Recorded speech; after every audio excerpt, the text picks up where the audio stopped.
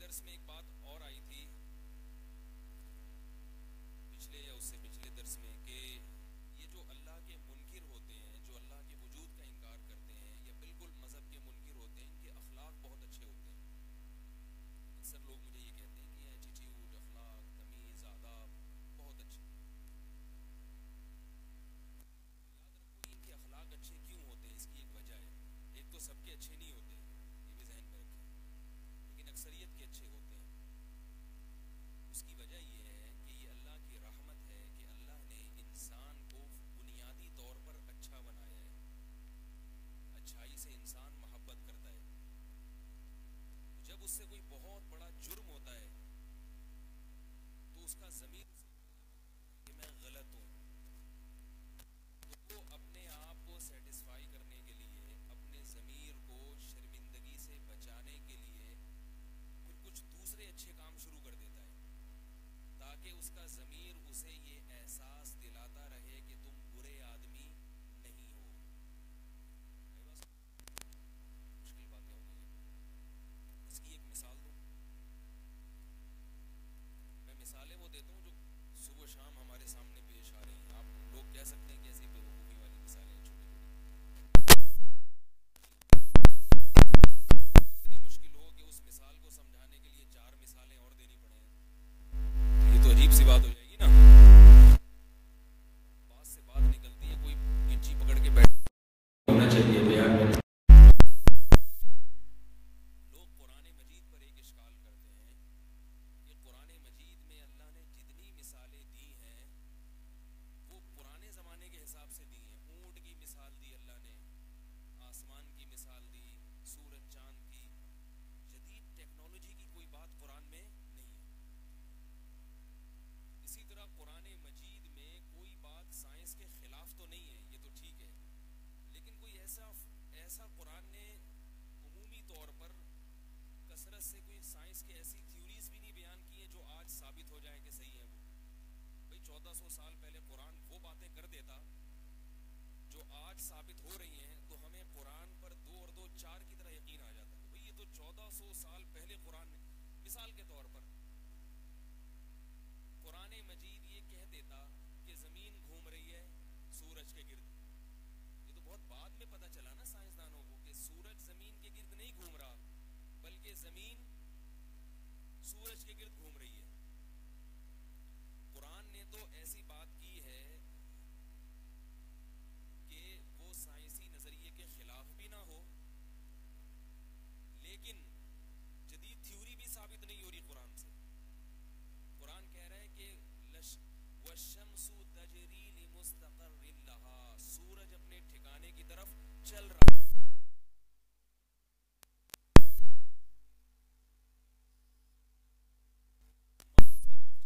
یہی سمجھتے تھے نا، نہ چلنا تو ثابت نہیں کیا، لیکن یہ جو زمین سورج کے گرد گھوم رہی ہے نا، سورج تھوڑی زمین کے گرد گھوم رہا ہے. بھئی قرآن اگر یہ کہہ دیتا کہ زمین سورج کے گرد گھوم رہی ہے، تو 1400 سال کے بعد، بلکہ 1400 سال کے آج سے کئی سو سال پہلے جب یہ ثابت ہو گیا تھا تو ساری دنیا قرآن پہ ایمان لے آتی. لوگ کہتے بھئی یہ تو ایسی بات قرآن نے پہلے کی ہے جو وہاں تک کوئی پہنچ ہی نہیں سکتا.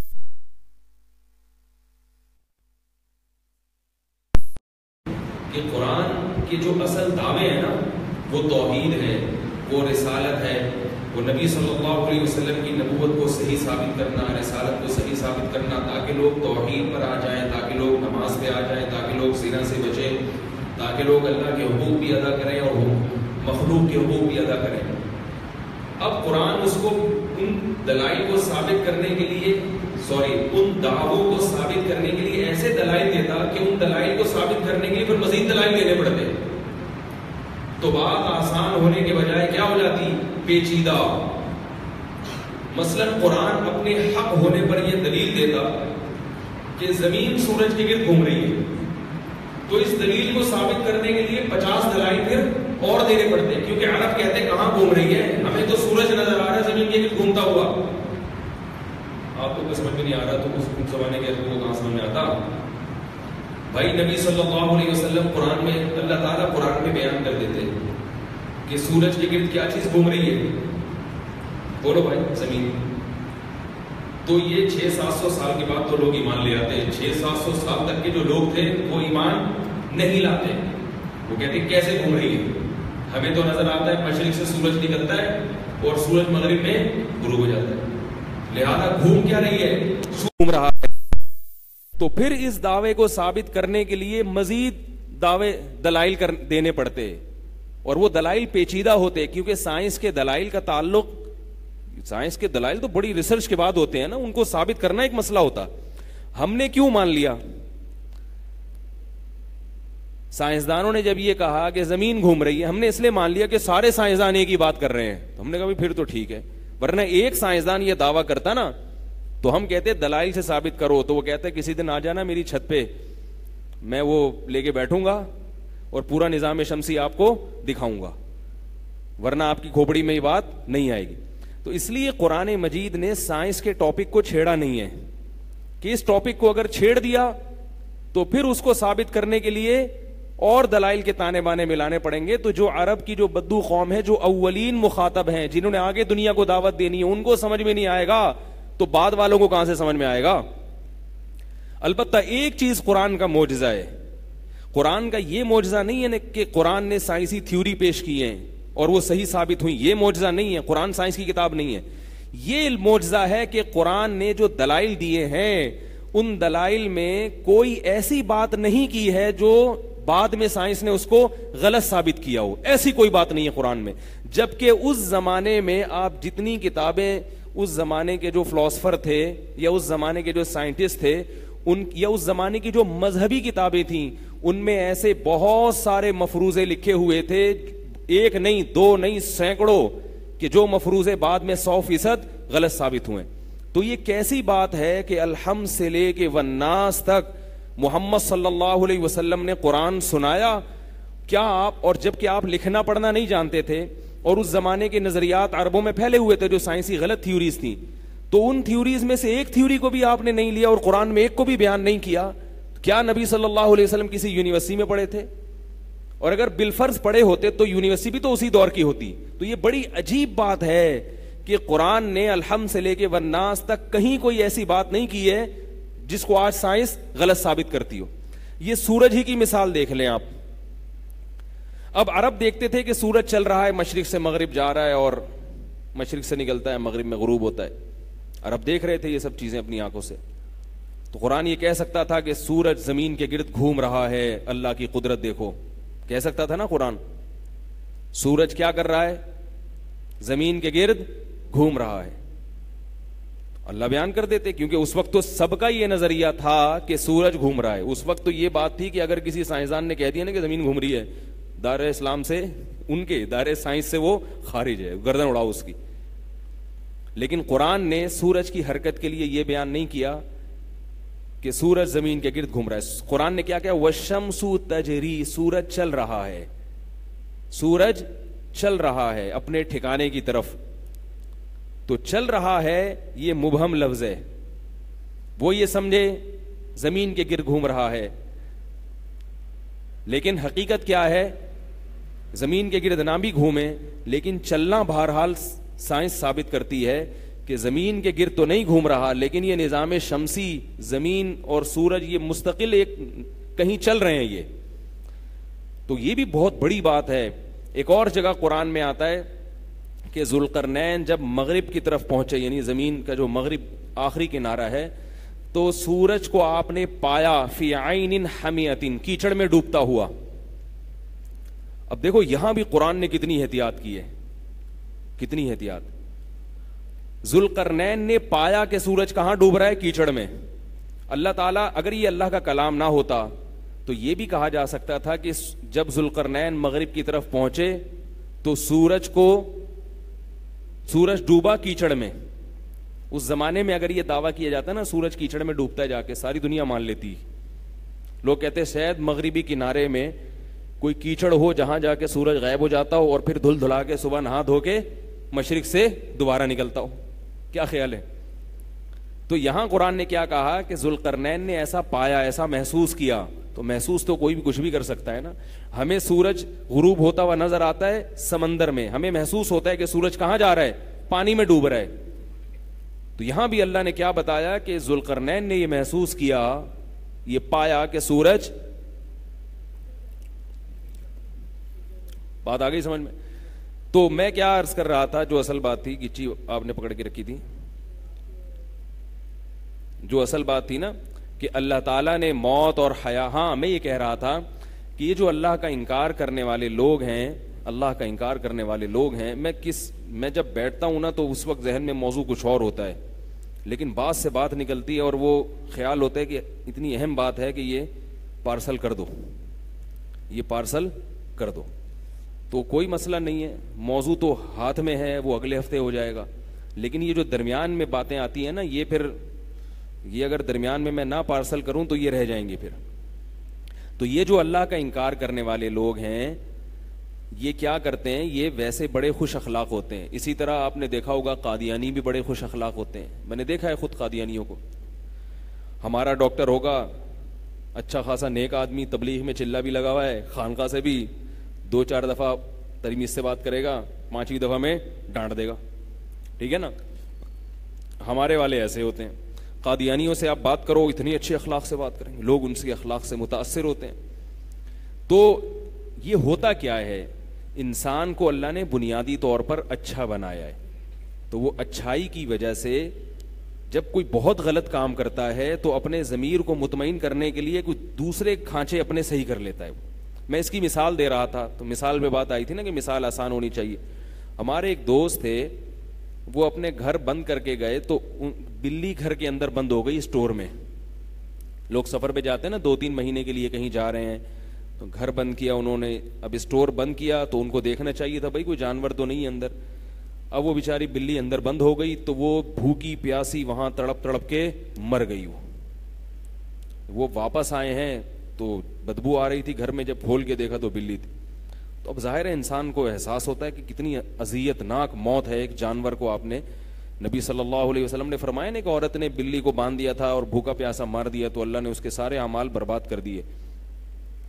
تو اب ان کو جان کر نہیں کیا انہوں نے، میں نے ان کو بتایا کہ بھائی جان کر نہیں ہوا لیکن غفلت ہے، ٹھیک ہے جان بوجھ کر یہ کام نہیں کیا مگر غفلت بہرحال ہے. کہ آپ کو اتنا سوچنا چاہیے نا کہ آپ گھر کا دروازہ بند کر رہے ہیں، کوئی چیز تو نہیں رہ گئی اندر، اور گھر کی پلی ہوئی بلی ہو، یا چلو بلی کا آنا جانا تو تھا اگر پلی بھی نہ بھی ہو. تو اب ان کا ذہن کیا بنا کہ جہاں بھی کوئی بلی نظر آتی ہے وہ اس کو کیا کرتے ہیں، احسان کرتے ہیں، اس کے ساتھ اچھا سلوک کرتے ہیں. کہ ایک بلی پر میں نے ظلم کیا ہے تو میں دوسری بلیوں کے ساتھ حسن سلوک کروں. تو میں نے ان سے کہا کہ آپ بلیوں کے ساتھ نہ کریں، آپ انسانوں کے ساتھ کر دیں. بھائی مقصد تو یہ ہے نا کہ اس گناہ کی تلافی ہو. تو بلی کی نسبت انسان بھی تو بےچارے بہت سے گاڑیوں کے نیچے آ رہے ہیں، وہ کیا بلی کو گاڑی کے نیچے نہ آ جانا، بہت میں نے کہا دیکھا کریں کوئی بندہ نہ آ جائے. ٹھیک ہے، اس کا زیادہ اہتمام کریں. بلی تو بلی ہے، وہ تو شہر میں پلی رہی ہیں، مر بھی گئی، کوئی اتنا مسئلہ نہیں ہے. انسان کی طرف تو اس کی گناہ کی تلافی کیسے ہوگی؟ بھائی انسانوں کے ساتھ کسی بھوکے کو کھانا کھلا دیا. کبھی ایک اللہ کی ایک مخلوق پر ظلم ہوا ہے تو ایک مخلوق کے ساتھ احسان ہو جائے. تو میں یہ بتا رہا تھا دیکھو ان سے غلطی ہوئی تو اب ان کا دل اندر سے چاہ رہا ہے کہ میں کسی کے ساتھ، اب اس بلی کو تو زندہ نہیں کر سکتے نا، وہ تو بلی اگر زندہ ہو جاتی نا وہ اس کو ایسا اس کو پروٹوکول دیتے کہ ان کے جذبات سے یہ لگ رہا تھا. تو اب انسانوں کے ساتھ اچھا سلوک کر رہے ہیں. تو یہ انسان کی فطرت ہے اور یہ اللہ نے بنائی ہے. اللہ نے اس لیے بنائی کہ اللہ غفور الرحیم ہے، اللہ چاہتے ہیں کہ بندے جنت میں جائیں، تو اندر سے اچھا بنا دیا انسان کو تاکہ جب یہ اچھائی کی بات سنیں تو زیادہ اپیل کرے اس کو، اور برائی کی بات سنیں تو اس کو اپیل نہ کرے، تاکہ اس کے قدم جنت کی طرف تیزی سے جائیں اور جہنم کی طرف جاتے ہوئے اس کا ضمیر اسے ملامت کرے. اب جس سے جتنا بڑا جرم ہوتا ہے اس کا ضمیر اس کو اتنی ہی ملامت کرتا ہے. دنیا میں اس سے بڑا جرم کوئی ہے ہی نہیں کہ آپ اپنے بنانے والے کا انکار کر دیں. اس سے بڑا جرم کوئی دنیا میں ہے ہی نہیں. اکفرتا بالذی خلقک من تراب، اللہ فرماتے ہیں اس کا انکار کر رہے ہو جس نے تمہیں مٹی سے بنایا. دیکھو آپ کے جو رشتے ہیں نا، آپ رشتوں کا انکار کرو تو مجرم کہلاتے ہو. اب جتنا قریبی رشتہ ہوگا اس کا انکار اتنا ہی بڑا جرم ہوگا. آپ کا ایک دوست تھا، میں اپنی مثال دیتا ہوں کہ میں لوگوں سے ملتا ہوں مجھے شکلیں یاد نہیں رہتی. لوگ ملتے ہیں کہ حضرت خیریت سے ہیں آپ پہچانا؟ میں نے کہا نہیں. ابے یار آپ کے ساتھ یہی مسئلہ ہے. آپ وہ یاد نہیں اس دن ہم پچھلے سال گئے تھے وہاں سوراب گوٹ پہ ہم نے کھانا کھایا تھا بیٹھ کے. آپ کو کھانا بھی کھایا اور پھر بھی بھول گئے آپ. تو بھائی پچھلے سال کا کس کو یاد رہتا ہے یار. چلتا ہے بھائی, بھول گئے مولوی صاحب تو اپنا دوبارہ تعارف کروا لے گا. چلے مولوی صاحب ٹھیک ہے اب تو یاد رہے گا نا. ہاں بھائی کوشش کروں گا. تو یہ دور کا رشتہ ہے. ایک دفعہ کا ذکر ہے کہ ہم سوراب گوٹ پہ بھینس کی بوٹیاں کھانے گئے تھے دمبا سمجھ کے. وہاں جو بوٹیاں ملتی ہیں نا وہ بھینس کی ہوتی ہیں, لوگ اس کو سمجھتے ہیں کہ دمبے کی بوٹیاں ہیں وہ. تو وہ اتنی چھوٹی چھوٹی ہوتی ہیں کہ دیکھنے میں چھوٹا گوشت لگتا ہے, وہ ہوتا چھوٹا نہیں, بہت بڑا گوشت ہوتا ہے وہ. عام تو رات کو وہاں بھینسیں کٹ رہی ہوتی ہیں. تو یہ جو رشتہ ہے بھول گئے چلتا ہے, پہچاننے سے انکار کر دیا چلتا ہے. تھوڑا سا غصہ آئے گا اگلے کو, چلو یار کوئی بات.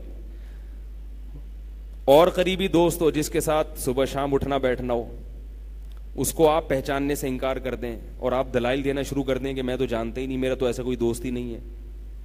تو لوگ کہیں گے نا دماغ خراب ہو گیا. وہ دوست کو بھی غصہ آئے گا, لوگ بھی کہیں گے یار تم تو بہت ہی عجیب انسان ہو, اپنے جو جن سے تمہارے تعلقات ہیں ان کو پہچانتے ہی نہیں تم. مطلب پرست ہو, یہی مطلب ہوتا ہے نا. مطلب پرست ہو, صرف اپنی ذات کے گرد گھوم رہے ہو, اپنے جان پہچان والوں سے تمہارا کوئی تعلق ہے ہی نہیں, ان کو پہچاننے سے انکار کر دیتے ہو. اور قریب آ جائیں, آپ اپنے بھائی بہن کو پہچاننے سے انکار کر دیں, آپ اپنے بھائی اور بہن کو پہچاننے سے انکار کر دیں, یہ اور بڑا جرم ہے. پھر اس سے بڑا جرم کیا ہے, اپنے والدین کو پہچاننے سے انکار کر دیں. یہ تو کوئی بھی معاف نہیں کرے گا, دنیا والے معاف نہیں کرتے اس کو. یار اپنے باپ کو نہیں پہچانتے, اپنی ماں کو نہیں پہچانتے, اور کہہ رہے ہو کہ میں. اور انکار کے بھی دو طریقے ہوتے ہیں. ایک تو یہ کہ یار یہ جو والد صاحب مجھے نظر آ رہے ہیں, مجھے ڈاؤٹ ہے یہی ہے یا کوئی دوسرے تو نہیں ہے. ایک تو یہ ہوتا ہے نا پہچاننے سے انکار. تو ابا چھوڑے گا آپ کو؟ ابا سب سے پہلے تو کہے گا اس کو آنکھ کرتا ہوں جائیداد سے خارج. اب آپ کہہ رہے ہو بھائی میں خدمت ابا کی کیسے کروں, مجھے پتا تو چلے کہ یہ والے ابا ہیں یا وہ والے ابا ہیں. تو بھائی ابا کو یا اپنی اولاد کو کوئی بھولتا ہے؟ تبھی تو قرآن مجید نے کہا یعرفونہ کما یعرفون ابناءہم. یہودی محمد صلی اللہ علیہ وسلم کو ایسے پہچانتے ہیں کہ یہ نبی ہیں جیسے اپنے بیٹوں کو پہچانتے ہیں. بیٹا سامنے آئے تو کبھی انسان کنفیوز نہیں ہوتا کہ پڑوسیوں کا ہے یا میرا ہے. بچپن سے دیکھا ہوتا ہے نا اس کو. اس بیٹے کی بات ہو رہی ہے جو ساتھ رہا ہو, جو ڈی این اے سے پکڑا گیا اس کی بات نہیں ہو رہی, جو اوریجنل جو مارکیٹ میں جس قسم کے بیٹے چل رہے ہیں, ٹھیک ہے نا, ہم اور آپ جیسے, یعنی جو بچپن سے جس کو پالا پوسا ہو, تو اس کو پہچاننے میں کبھی کوئی دشواری ہوتی ہے؟ جڑواں بہن بھائی ہوتے ہیں تو محلے والے تو پہچاننے میں مشکل ہوتی ہے کہ یہ والا ہے یا یہ والا. باپ کو جڑواں کبھی پہچاننے میں مشکل نہیں ہوتی. تو جیسے سینکڑوں لوگوں میں انسان اپنے بیٹے کو فوراً پہچانتا ہے, اللہ فرماتے ہیں یہودی سینکڑوں لوگوں میں محمد صلی اللہ علیہ وسلم کو فوراً پہچانتے ہیں کہ وہی نبی ہیں جن کی بشارت تورات میں لکھی ہوئی ہے. 100% وہ علامتیں پائی جا رہی ہیں, ایسے پہچانتے ہیں. تو عرفان اور پہچان جو ہے نا, یہ علامات سے ہوتی ہے انسان کو. کچھ علامات ایسی ہوتی ہیں جو آپ کے دماغ میں رج بس گئی ہوتی ہیں. تو کسی کو یعنی کسی کا انکار کرنے کا ایک طریقہ تو یہ ہے کہ آپ اپنے بیٹے کو کہہ رہے ہیں کہ میرا بیٹا تو ہے مگر یہ والا ہے یا یہ والا ہے, مجھے سمجھ میں نہیں آ رہا. بیٹے کو غصہ آئے گا کہ نہیں آئے گا؟ اور اس سے بڑا جرم کیا ہے کہ بیٹا اپنے باپ کو پہچاننے سے انکار کر دے کہ بھائی یہ والے میرے ابا ہیں یا یہ والے ہیں, مجھے ابھی صحیح طرح سے میں سمجھ میں نہیں آ رہا. میرے ابا فوراً جائیداد سے کیا کریں گے آنکھ. اور اس سے بھی بڑا انکار یہ ہے کہ آپ کہیں میرے ابا کوئی ہے ہی نہیں. پہلی والی بات کا علاج تو ممکن ہے, آپ کہیں کہ یہ والے ابا ہیں یا یہ والے, تھوڑا سا کنفیوز ہوں میں. اس کا ابا تو پھر بھی نکال دیں گے. ابا یہ نہیں کہیں گے کہ میں آپ بتاتا ہوں بیٹا ذرا رپورٹ آؤ نادرا چلتے ہیں انگوٹھے لگا کے دیکھتے ہیں. ابا یہ کریں گے؟ دلائل دیں گے؟ بولو نا بھائی. ابا کہیں گے کہ چلو چلو میرے ساتھ نادرا چلتے ہیں انگوٹھے لگا کے چیک کرتے ہیں. ابا کہیں دفع ہو یہاں سے. آپ کریں ابا دیکھو دلائل سے بات کرو, دلائل سے, ایسے نہیں جذباتی نہ ہو, دلیل سے ڈی این اے سے ثابت کر لو, مار لوں گا. تبھی ہم جو بعض پروفیسر لوگ آج کل مارکیٹ میں آ رہے ہیں اور حضرت عیسیٰ کے نزول کا انکار کرتے ہیں, معراج کا انکار کرتے ہیں, رجم کا انکار کرتے ہیں, بہت ساری صحیح بخاری اور مسلم کی حدیثوں کا انکار کرتے ہیں. لوگ کہتے ہیں کہ وہ تو اتنے اخلاق سے بات کرتے ہیں, آپ لوگ جب ان پہ رد کرتے ہیں تو جذباتی ہو جاتے ہیں. او بھائی جذباتی اس لیے ہوتے ہیں کہ وہ دعویٰ کیسا کر رہا ہے, وہ ایسے دعوے نہیں کر رہے کہ اب ان پہ ہم دلائل کے تانے بانے, وہ تو اسلام کی جڑیں اکھاڑ رہے ہیں نا. وہ تو بڑے آرام سے اخلاق سے بات کریں گے, اس لیے کہ وہ اتنی غلط بات کر رہے ہیں کہ اگر وہ بدتمیزی سے کریں, بات بھی غلط ہو اور لب و لہجہ بھی بدتمیزی والا ہو, تو پبلک نہیں چھوڑے گی ان کو. وہ مجبور ہیں اخلاق سے بات کرنے پر کہ غلط بات کرو لیکن اتنی تمیز سے کرو کہ لوگ اس کو قبول کر لیں. تو بات بھی دیکھی جاتی ہے کہ کر کیا رہا ہے. ورنہ مرزا غلام احمد قادیانی پر بھی پھر آپ یہ اشکال کریں گے کہ آپ ممبر پہ بیٹھ کے اس کے خلاف اتنا کیوں بولتے ہیں. بھائی اگر اس نے نبوت کا دعویٰ کیا تو ایک اس کی رائے تھی, آپ اختلاف کرتے تو آپ بتا دیں کہ بھئی ہمیں ایکچولی جناب محمد وہ کیا ہے مرزا غلام احمد قادیانی کی ایکچولی ان کی رائے سے ہمیں ڈس ایگری کرتے ہیں. ہم انگلش میں ہم ان کی رائے سے کیا کرتے ہیں, ڈس ایگری. باقی اگر کوئی ان کو فالو کرنا چاہتے ہیں بھائی اس کی مرضی. او بھائی یہ نہیں ہے, وہ کیا کر رہا ہے, نبوت پہ ڈاکہ مار رہا ہے.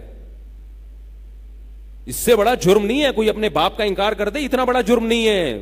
اللہ کے سفیر جن کو نبوت پہ اللہ نے اسٹیمپ لگا دی کہ بس اب ان کا سکہ چلے گا, قیامت تک کس کی نبوت چلے گی, محمد صلی اللہ علیہ وسلم کی, ان کی نبوت پہ ڈاکہ ڈال رہے. اور آپ کہتے ہیں ایکچولی کوئی اختلاف رائے. بھائی جذباتی تو ہوں گے, غیرت ہوگی تو غصہ بھی آئے گا, جذباتی بھی, غیرت ختم ہو جائے پھر آپ ایکچولی کر کے بات کرتے رہیں گے, کوئی مسئلہ نہیں, یار اس کی رائے تھی. تو اس لیے جو آج کل نئی نئی چیزیں مارکیٹ میں آ رہی ہیں نا, تو مولوی لوگ ممبر پہ ایک دم ایکسائٹیڈ ہو جاتے ہیں, جذباتی ہو جاتے ہیں. اس کی وجہ یہ ہے کہ ان میں غیرت ہے. ہاں میں یہ نہیں کہہ رہا کہ ہر ایک کے خلاف جذباتی ہو جایا کرو, فروئی مسائل ہوتے ہیں چھوٹے چھوٹے, ان میں ٹھیک ہے کہ بھائی ان کی رائے ہے تو میری رائے ہے, عزت احترام کے ساتھ تمام علماء کا اسلاف کا احترام کرتے ہوئے اپنی رائے پیش کر دی اور دوسرے پہ تنقید نہیں کی. لیکن یہ جو بنیادی بڑے بڑے مسائل ہیں جس میں پوری امت پہ فتویٰ لگ رہا ہے, پوری امت ایک طرف ہو رہی ہے, تو اس میں ایسا نہیں ہوتا کہ آپ جناب کوئی بھی بڑے آرام سے بیٹھ کے حضرت عیسیٰ کی حیات کا انکار کر دے, قرآن اس کو واضح لفظوں میں بیان بھی کر رہا ہو, اور آپ کہیں بھائی کوئی بات نہیں دلائل سے ثابت کر دیں. کیا ٹھیک ہے دلائل سے تو ثابت کریں گے, لیکن اس موقع پر جذباتی ہونا یہ فطری چیز ہے. آپ کی بیگم نے آ کے آپ سے کہا کہ جو ہے نا آپ میرے شوہر ہیں, یا یہ کہ وہ آپ کے وہ جو دوسرے ہیں وہ آپ میرے شوہر ہیں, شوہر کو غصہ آئے گا. بھائی 6 سال ہو گئے, چلو ابھی میں آیا ہوتا کمرے میں نیا ہے بھائی, ایک دم غصہ آئے گا. تو بیوی کہہ رہی غصہ کیوں آ رہا ہے, رائے کا اختلاف تو ہو سکتا ہے نا. آپ کی رائے یہ کہ آپ میرے شوہر ہیں, لیکن میری رائے یہ کہ میں کنفیوز ہوں ذرا. آپ نکاح نامہ دکھا دیں, نادرا سے دکھا دیں, اپنا شناختی کارڈ کی کاپی لگا کے, میں سمجھوں اس میں غصہ ہونے کی, دلائل سے ثابت کریں. دلائل نہیں ہے تبھی تو آپ کو غصہ آ رہا ہے. وہ فوراً کھڑے کھڑے طلاق دے دے گا, وہ کہے گا دلائل کا ایک طرف. تو خوش اخلاقی بہت اچھی چیز ہے, اور خوش اخلاقی ہی سے بات ہونی چاہیے. میں اس لیے کہہ رہا ہوں کہ بعض دفعہ جو علماء جذباتی ہو جاتے ہیں نا, تو لوگ پھر کمنٹس کرتے ہیں ابے ان کو تو بات کرنے کی تمیز نہیں, ابے ان کو تو یہ, تو بھائی وہ بات کیا کر رہا ہے, وہ تمہارے ایمان پہ ڈاکہ ڈال رہا ہے. وہ امت کے بہت جو اجماعی مسائل ہیں, باقی دین کی خدمت اللہ فاسق سے بھی لے لیتے ہیں. لوگ کہتے ہیں ان کے دینی کارنامے بھی تو بہت ہیں, تو ظاہر ہے جب وہ اتنے غلط کام کر رہے ہیں تو کچھ دین کے کارنامے بھی تو کریں گے نا وہ. ایسے تو مرزا غلام احمد قادیانی جو ہے, اس کے جو قادیانی مذہب کو جو فالو کرتے ہیں, تو ان کے جو مربی ہیں, جو ان کے جو بھی مذہبی رہنما ہیں, ان کے بیانات سن کے بھی لوگ زنا بھی چھوڑتے ہیں, پردہ بھی کرتے ہیں, کیونکہ مذہب کی جو بنیادی تعلیمات ہیں وہ تو یہی وہ بھی پیش کرتے ہیں جو ہم پیش کر رہے ہیں. وہ بھی یہی کہتے ہیں چوری حرام ہے. اب کسی قادیانی رہبر کا بیان سن کے کسی نے چوری چھوڑ دی, اب وہ کہے کہ ان کی دین کی خدمتیں بھی تو بہت ہیں, کتنوں کو چوری سے چھوڑ. بھائی ان کا جرم اتنا بڑا ہے کہ اس جرم کے مقابلے میں آپ کی یہ نیکیاں برباد ہو جائیں گی. تو یہ جو بعض پروفیسر, سب کی بات نہیں کر رہا, مجھے کوئی پروفیسر کے لفظ سے چڑ نہیں ہے, بہت اچھے اچھے لوگ ہیں یونیورسٹیوں میں پڑھنے طلبہ میں بھی اور پڑھانے والوں میں بھی, لیکن بعض لوگ کیا کر رہے ہیں کہ ٹھیک ہے دین کی خدمت بھی کر رہے ہیں, کچھ اچھے کام بھی کیے ہیں, لیکن جرم کی جو ہے نا, یاد رکھو کوانٹٹی نہیں دیکھی جاتی, کوالٹی دیکھی جاتی ہے. کافر ایک جرم کرتا ہے, اللہ کو نہیں مانتا, ساری نیکیاں برباد ہو گئی کہ نہیں ہو گئی, کیونکہ ایک ہے مگر وہ اتنا وزنی ہے کہ وہ اس کے ساری نیکیوں کو کھا جائے گا. تو ایسے ہی آپ ساری زندگی دین کی خدمت کریں, لیکن امت کے تو بنیادی اور اجماعی مسائل ہیں, جیسے حضرت عیسیٰ کی حیات ہے, اور اسی طرح اور بہت سارے مسائل ہیں جن پر امت متفق چلی آ رہی ہے اور ان کے دلائل بھی ہیں.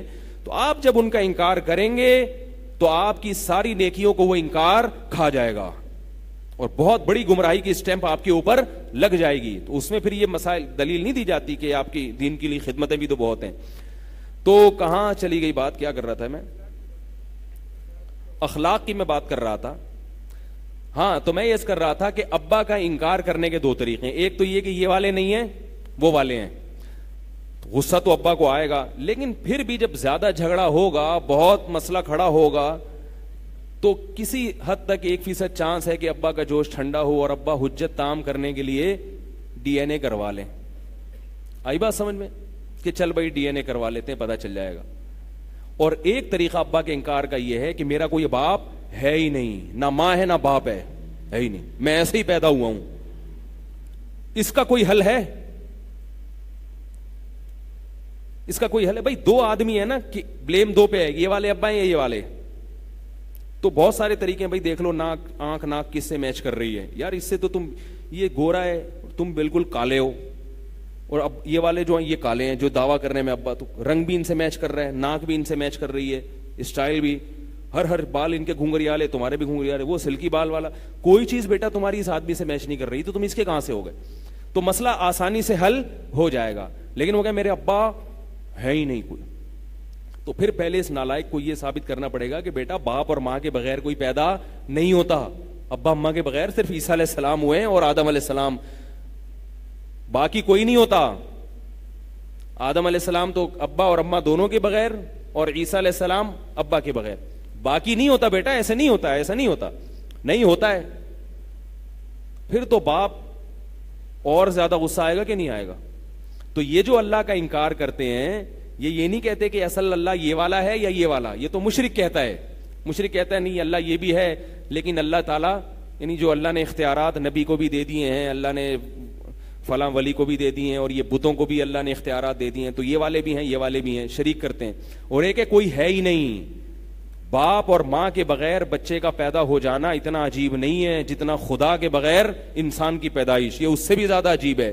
کیونکہ والدین کے جو عورت کو جو حمل ٹھہرتا ہے, یہ پورا پروسیس, یہ پورا سافٹ ویئر بنایا کس نے ہے؟ یہ اللہ نے بنایا ہے. اس سافٹ ویئر کے بنے بغیر یہ پروسیس نہیں ہو سکتا, اتفاق سے نہیں ہو سکتی یہ ساری چیزیں. تو یہ ان سے اتنا بڑا جرم ہوتا ہے نا, اللہ کا انکار کرتے ہیں. اب اس جرم کا, یہ جرم ان کو اندر سے کھوکھلا کرتا ہے کہ ہم غلط ہیں. جب اللہ کا انکار کر دیا تو اچھا کیا برا کیا, جس کو میں اچھا کہوں وہ اچھا, جس کو میں برا کہوں وہ برا.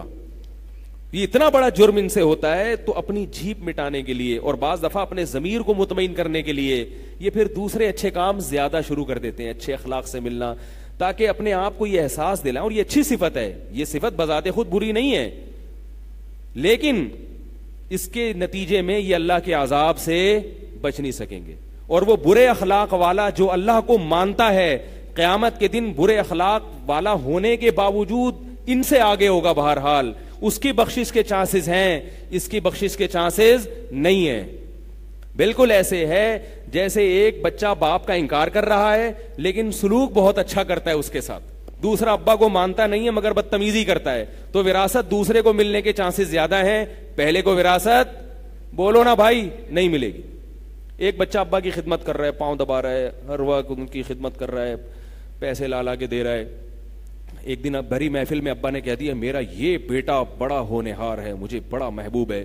آپ نے کہا بیٹا کیا آپ میرے ابا ہیں, آپ مجھے بیٹا کہہ رہے ہیں؟ ہاں بیٹا میں تمہیں جنا ہے, بچپن سے تمہیں پالا ہے, سارے ٹیکے لگوائے ہیں, ابھی چیک کروا دیتا ہوں, کوئی ٹیکا میں نے چھوڑا. بھائی ابا کے حقوق میں ساری چیزیں داخل ہیں نا, جتنی ویکسین, پولیو بھی پلایا تمہیں, تپیدک کا ٹیکا بھی لگایا, خناق کا ٹیکا بھی لگایا. بیٹا اتنے تو میرے نہیں لگے ٹیکے جتنے ٹیکے میں نے تمہارے لگائے. تو سارے اس کو پھر فیسیں بھری میں نے, کہتا میں نہیں مانتا. اچھا دوسرا بچہ کیا تھا, وہ کبھی کرتا ہے خدمت, کبھی 100% برا تو کوئی بھی نہیں ہوتا نا, کبھی خدمت کرتا ہے, کبھی کہتا ہے ابا آج میرا موڈ نہیں ہے. اب ایک تو ہر وقت آپ جو ہے نا, ہر وقت جو ہے نا آرڈر, گھر کو تھانہ بنایا ہوا ہے آپ نے, جو ہے نا آپ تھانہ بنایا ہوا گھر کو آپ نے, ہر وقت جو ہے نا پولیس کی طرح آرڈر دیتے رہتے ہو, یار یہ ابا کی جھاڑ بھی پڑتی رہتی ہے, اس کو ڈانٹ بھی پڑتی رہتی ہے, اور تیری ایسی کی تیسی, اور نکل جائے یہاں سے, میں دیکھتا ہوں تجھے. پھر بیوی کو ابا بتا, تمہارا بیٹا دیکھو کیا کر رہا ہے, یہ تمہارا بیٹے کی حرکتیں دیکھو. وہ تو ایسے ہی کہتے ہیں نا مجازن تمہارا بیٹا. ایک دن اب کیا ہوا کہ جو فرما بردار تھا اس نے کیا کہا کہ یہ میرے ابا، آپ ابا ہیں ہی نہیں، یہ تو میں ویسے ہی ایک خدمت کر رہا ہوں کہ آپ کی سفید داڑھی ہے اور ایک بوڑھے آدمی ہیں آپ، تو کوئی بھی محلے میں اس قسم کا بندہ ہو تو اس کی خدمت کرنی چاہیے. تو میں نے دیکھا محلے میں آپ مجھے سب سے زیادہ بوڑھے نظر آ رہے ہیں، کمزور نظر آ رہے ہیں، تو میں نے کہا چلو آپ کی خدمت. اس کے بعد ابا کے جو ایٹیٹیوڈ ہے بالکل چینج ہو جائے گا. اس کے بعد ابا کہیں گے مجھے تیری خدمت کی چندہ ضرورت، بولو نا نہیں، نکل یہاں سے پتلی گلی سے. پہلے تو ابا سمجھیں گے مذاق کر رہا ہے، اور بول تو ایسا مذاق بھی ابا سے برداشت نہیں ہوگا، ایسا تو مذاق بھی برداشت نہیں ہوگا. جب پتا چلے گا سیریس ہے، بولے کہ مجھے ایسی محلے والوں سے لے لوں گا، تجھ سے خدمت نہیں لوں گا. تو یہ آج کل دنیا میں جو اچھائی اور برائی کا کرائٹیریا ہی چینج کر دیا ہے. اچھے اخلاق سے جو ملے گا ہاں وہ تھینک یو کرے گا، اس بہت اچھا ہے. بہت اچھا نہیں ہے، یہ صفت اس کی اچھی ہے، اور یہ ہمارے نبی نے ہم کو حکم دیا ہے. ہم کیوں نہیں کرتے کہ غلط کرتے، ہمیں بھی کرنا چاہیے. لیکن وہ جو کر رہے ہیں وہ اس لیے نہیں کر رہے کہ ان کے کوئی نبی ہیں یا اللہ ہے. یہ تو انسان کی فطرت ہے اچھے اخلاق سے بات کرنا. تو اللہ تعالیٰ نے انسان کی عادت بنائی ہے، تو وہ اپنے اس جرم کو مٹانے کے لیے، اس جرم پہ پردہ ڈالنے کے لیے کہ اتنا بڑا جرم ہو رہا ہے کہ اللہ کو اپنے پیدا کرنے والے کا انہوں نے انکار کر دیا، جس نے بنایا. اکفرت بالذی خلقک من تراب، مٹی میں ایسی اس نے اپنی قدرت کے نمونے رکھ دیے اور ایسا شاہکار اپنی قدرت کا انسان کو بنایا.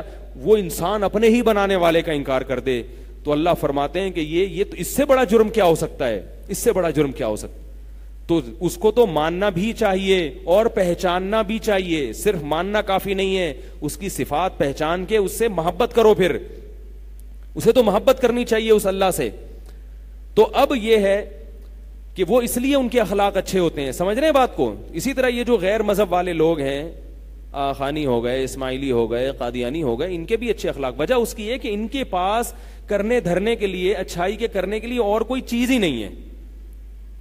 عبادت یہ نہیں کرتے، روزے یہ نہیں رکھتے، سود سے یہ نہیں بچتے. سمجھ رہے ہیں بات کو؟ والدین کی اطاعت اور وہ فرما برداری جس کا اللہ اس کے رسول نے حکم دیا، وہ والی فرما برداری یہ نہیں کرتے. یہ تو ہم لوگ ہیں بوڑھے والدین کو اتنا اکرام اور ان کی شادی بیاہ میں ان سے پوچھنا اور جناب ہر چیز میں ان سے ابا کے خیال کرنا کہ ابا رات کو سوئے ہیں، صبح اٹھے ہیں، ابا کی ہر وقت بلڈ پریشر چیک کرنا. ان لوگوں میں نہیں ہے یہ. آپ گھر میں جا کے دیکھیں، ان کے ہوگا کسی میں ہوگا، عمومی سطح پہ نہیں ہے ان لوگوں میں. اتنے آزاد ہو چکی ہیں یہ. خانیوں کا ماحول، اسماعیلیوں کا جو گھروں کا ماحول ہے، اس قدر بے حیائی، اس قدر بے شرمی، تمیز آہستہ آہستہ ختم ہو رہی ہے. صرف کسٹمر کے اخلاق ہیں، کسٹمر کے ساتھ اچھے اخلاق ہیں. میں یہ کہتا ہوں نا کہ اچھے اخلاق باپ کے ساتھ اگر ہے، اس لیے کہ وہ باپ گھر میں باپ بن کے ہی نہیں دکھا رہا.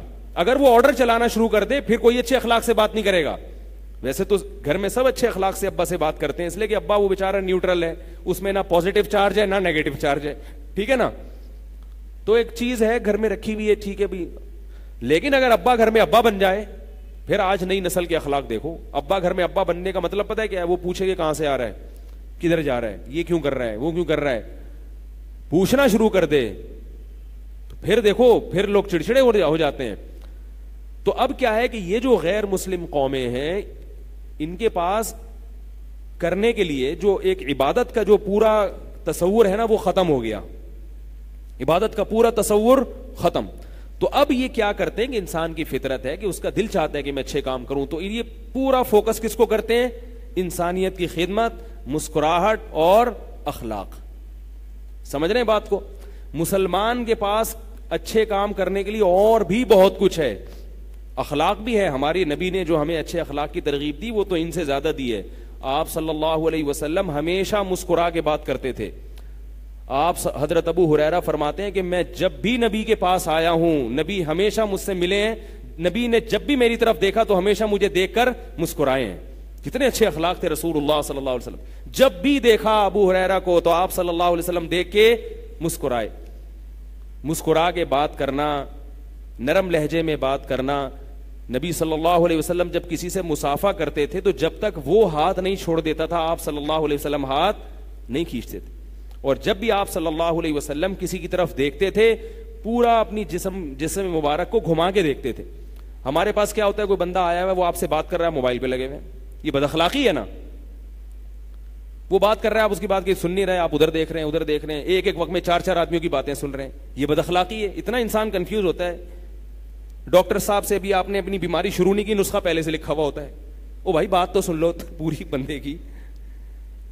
ٹھیک ہے آپ کو پتا ہے, آنکھیں دیکھ کے پتا چل گیا, لیکن مریض کو تسلی ہو جائے گی, مریض کو تسلی ہو جائے گی کہ بھائی اس نے جو ہے نا میری بات پوری. تو بیچارے کی تسلی کے لیے کوئی بات نہیں, تھوڑا لیٹ ہو جائے کوئی مسئلہ نہیں.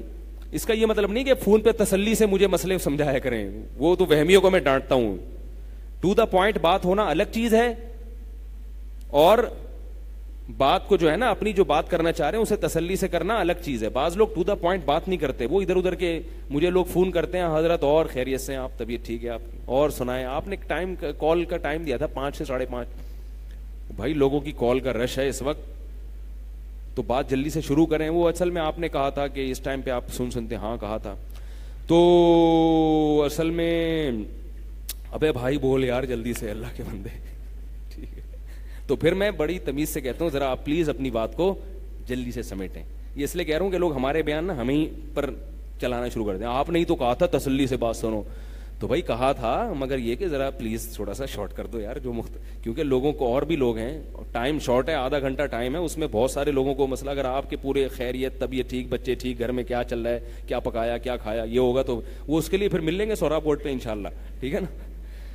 تو اب ڈاکٹر کیا کرتا ہے, بات سنی نہیں مریض کا, کیڑے مکوڑے پہلے بنانا شروع کر دیے, اور وہ ایسے کوڈ ورڈ ہوتے ہیں کہ وہ پھر میڈیکل والا سمجھتا ہے کہ کیا لکھا ہوا ہے اس نے. تو نبی صلی اللہ علیہ وسلم کے اخلاق کیا تھے کہ جب آپ صلی اللہ علیہ وسلم سے کوئی ملنے آتا, اگر دائیں طرف بیٹھا ہے تو آپ پورا اس کی طرف گھوم جایا کرتے تھے. یہ بھی نہیں کہ یوں بیٹھے بیٹھے ایسے آنکھ سے اشارہ کر کے اس کی طرف دیکھ رہے ہیں, نہ, پوری بات اس کی پوری توجہ کے ساتھ سنتے. تو اسلام نے اخلاق سکھائے, وہ ہم فالو جیسے پورے دین کو کر نہیں رہے, تو اخلاق کو بھی پوری طرح سے فالو نہیں کر رہے. لیکن بات یہ ہے کہ پھر بھی ہم بہت سارے کام صبح و شام کرتے ہیں جو ہمارے مذہب نے حکم دیا, وہ کچھ بھی نہیں کرتے. ہم جب اسکول میں اسلامیات پڑھ رہے تھے تو ہمارا سبجیکٹ تھا اسلامیات, اور غیر مسلموں کا تھا اخلاقیات. اب کیوں اخلاقیات کیوں ہے؟ اس لیے کہ اسلامیات سبجیکٹ میں تو اسلام کی بہت ساری معلومات ہوں گی نا, اس میں ٹیچر لکھا ہوا تو نہیں ہوتا, لیکن اسلام کے بارے میں بتائیں گے. اس میں وراثت بھی ہے, اس میں طلاق کے مسائل بھی ہیں, اس میں ایک دوسرے کے حقوق بھی ہیں, اس میں جناب معیشت کیسے کرنی ہے, تجارت کیسے کرنی ہے, سینکڑوں لاکھوں مسائل ہیں ایک ایک چیز کے. غیر مسلموں کے پاس تو یہ مسائل ہی نہیں, ان کو اپنی منمانی زندگی ہے ان کی. تو ان کا پورا دین کہاں آتا ہے؟ اخلاقیات. تو وہ بچپن سے اخلاق اخلاق اخلاق اخلاق اخلاق پڑھ پڑھ کے اخلاق ان کے بہت سو کے اچھے ہو جاتے ہیں, بہت سو کے اچھے ہو جاتے ہیں. سب کے نہیں ہوتے, جن میں جو بد اخلاق ہوتے ہیں, جو ظالم ہوتے ہیں, ان کی وہ ظلم میں بھی ریکارڈ توڑتے ہیں پھر. تو اس لیے ہو جاتا ہے. تو اس سے یہ مطلب نہیں ہے کہ وہ برحق ہیں, نہ. ہمارے پاس اتنے کام ہیں, ہمیں صبح فجر میں اٹھنا ہے. ایک نیکی, جیسے اخلاق ایک نیکی ہے, تو صبح فجر میں اٹھنا. اب فجر میں اٹھے آپ نے ایک اچھا کام کیا, آپ کو اس دن, غیر مسلم کو تو یہ ہوگا نا میں سارا دن, یعنی ایک جرم کا احساس ہوتا ہے, تو یار کسی سے تمیز سے بات ہی کر لو. میں اللہ کو نہیں مانتا, میں زنا بھی کر رہا ہوں, میں شراب بھی پی رہا ہوں, میں ڈرگس بھی لے رہا ہوں, میں پتہ نہیں کیا کیا کر رہا ہوں. مذہب کو تو, عیسیٰ علیہ السلام کو تو میں نے بالکل ان کو تو ایک طرف رکھا ہوا ہے, اور ہندو کو بھی کہتا ہے اپنے جو مذہبی ہمارے پیشوا تھے ان کی بات تو میں نے ایک بھی فالو نہیں کرنی. ان کو پتہ ہی نہیں انہوں نے کہا ارشادات کیا ہے ان کے, وہ سب ایک طرف. تو پھر وہ سارا دن میں اچھا کام کیا, بھائی اچھے اخلاق سے بات کر لو, کسی کو ٹوپی نہ کراؤ. تو ان کے اچھے لوگ پھر یہ کام کرتے ہیں. ہمارے اچھے لوگ کہیں گے بھائی اب اچھا بننا ہے تو پھر سب سے پہلے کیا, فجر کی نماز پڑھنی ہے, فجر کے لیے اٹھے. تو اس دن انسان کو یہ احساس ہوتا ہے آج میں نے کچھ زیادہ ہی اچھا کام کر لیا, کیونکہ فجر کے لیے اٹھنا آسان کام, بولو نا بھائی, نہیں. تو اب وہ ضمیر کو مطمئن کرنے کے لیے کہتے ہیں اب سارا دن میں نے کیا کرنا ہے, اب تو میں سارے بھی دن گناہ بھی کرتا رہوں گا, تو میں نے آج اتنا بڑا تیر مارا ہے کہ امام مہدی میں ہی بننے والا ہوں. تو فجر ہی پڑھ کے نا اس کو ایسا احساس ہو یار بہت ہی اچھا ہو گیا آج, تو بہت اچھا ہو گیا. اب اخلاق سے بات کرنے کی کیا ضرورت ہے, اخلاق سے بات کرنے کی کیا ضرورت. فجر پڑھے گا, اس کے بعد پھر کوئی تسبیحات پڑھ لیتے ہیں, ٹھیک ہے نا. فجر کے بعد اگر نہیں سویا, اڑے تو بہت ہی اچھا ہو گیا بھائی, فجر کے بعد نہیں سویا. اسلاف اس کو ناپسند کرتے تھے. پھر ظہر بھی پڑھ لی سارے کسٹمر کو چھوڑ کر, عصر بھی پڑھ لی, پھر سود نہیں لیا. کاروبار میں کسی کو آپ قسطوں پہ چیز بیچ رہے ہیں تو اسی مجلس میں طے کر لیا, پینلٹی نہیں لگے گی کہ اگر دیر سے ادا کیا. بھائی وہ بہت ساری چیزیں, وہ تو دن بھر لوگوں کے فون آتے ہیں, تاجر لوگ پوچھتے ہیں کہ بھئی کیا ہے. تو ایک ایک چیز میں اسلام کو فالو کرنا ہے. اسلام کو مطلب یہ کہ اللہ کے حکام کو فالو کرنا ہے. تو اس معاملے میں تھوڑی سی کمزوری رہ جانا یہ کوئی اتنا غلط نہیں ہے اخلاق کے معاملے. اور یہ بھی یاد رکھو کہ مسلمان بد اخلاق ہوتا ہے ظاہری اعتبار سے, پھر بھی انسانیت کی خدمت وہ غیر مسلموں سے زیادہ کر رہا ہوتا ہے. مثال کے طور پر مجھے ایک بات, مثال سے بات سمجھ آتی ہے. آپ اپنی بیوی سے بہت ہنس کے بات کرتے ہیں, بات بات پہ تھینک یو کہتے ہیں, نان نفقہ نہیں لاتے اس کا گھر میں, نہ وقت پہ انڈے لے کر آتے ہیں, نہ ڈبل روٹی لے کر آتے ہیں, نہ اس کے جناب خرچہ اٹھاتے ہیں, نہ اس کی اولاد کو مانتے ہیں کہ میرا بچہ ہے, اور اگر مان لیں تو خرچہ نہیں دیتے اس کو, ہے بھائی. دوسرا وہ آدمی ہے جو بیگم اینٹ سے کا جواب کو بیگم کو کس سے دیتا ہے, پتھر سے, لیکن سارا دن اس بیوی کے لیے اس کے گھر کا کرایہ بھی دے رہا ہے 20-30 ہزار روپے, بجلی کے گیس کے بل جمع کرا کے آدھا ہو گیا بیچارہ. اب میرا جو بل آیا ہے نا 16,000 آیا ہے, صحیح بتا رہا ہوں. میں نے کہا یہ کیوں آیا بھائی, میں تو 16,000 کی بجلی استعمال نہیں کرتا. اب یہ ٹینشن کس کی ہے, میری ٹینشن ہے. اب غصہ اگر آدمی ایسے موقع پہ بیوی کو تھوڑی سی جھاڑ پلا بھی دے لیکن بل پھر بھی ادا کر رہا ہے وہ, تو 16,000 میں تھوڑی سی بداخلاقی بری نہیں ہے, کیا خیال ہے. اب میں وہ الیکٹریشین کو بلایا, بھائی پتہ چلا کہیں سے چوری ہو رہی ہے, کیا ہو رہا ہے, میرے پاس ٹائم نہیں ہے. جس کے پاس ٹائم نہ ہو اس کو یہ ٹینشن بہت بڑی ٹینشن لگتی ہے. میٹر پتہ چلا بہت تیز چل رہا ہے ہمارا, کیسے چل رہا ہے. الیکٹریشین کو بلایا, اس نے کھانچے مارے, اس نے کہا کوئی نظر تو نہیں آ رہا, کسی نے کھانچا لیا. دوبارہ الیکٹریشین آئے گا, ساری وائرنگ چیک کرے گا, کسی نے کوئی چپکے سے کنڈا تو نہیں لیا ہوا, اس میں سے کوئی کھانچا تو نہیں کھولا ہوا, اور کھانچا ایسا لگ رہا ہے کہ ایک کسی خاص وقت میں کوئی کھانچا کسی کھولتا ہے, باقی پھر ہٹا لیتا ہے وہ. پھر بھی یہ نہیں ہوا تو KESC جانا پڑے گا, ایپلیکیشن لکھنی پڑے گی, بھائی اس کو آہستہ کرو. وہ کتنے مہینے لگتے ہیں اس میں, میٹر لگنے میں 1.5 سال لگا دیا لگانے میں ان لوگوں نے, اور یہ لگایا ہے تحفہ. 1-1.5 سال سے تعلقات اور استعمال کر کے بھائی میٹر لگا دو, میٹر لگا دو. اب جا کے میٹر لگا تو آدمی کہہ رہا ہے نہ ہی لگتا تو اچھا تھا, ہے بھائی. اب وہ کہاں سے جائیں ہم دفتروں کی, تو ایک ٹینشن میں ڈال دیا نا. بل پھر بھی 16,000 کے بجائے یہ 32,000 بھی ہوتا تو دینا کس نے تھا, بھائی ہم نہیں دینا تھا. گورا دے گا, کہے گا میں جا رہا ہوں, تم کماؤ تم دو, بیگم کو کہے گا. بیگم جواب میں کہ تھینک یو, آپ کے اخلاق بہت اچھے ہیں. بیگم کے بھی اخلاق بہت اچھے, اور وہ کہے گا تھینک یو ویری مچ.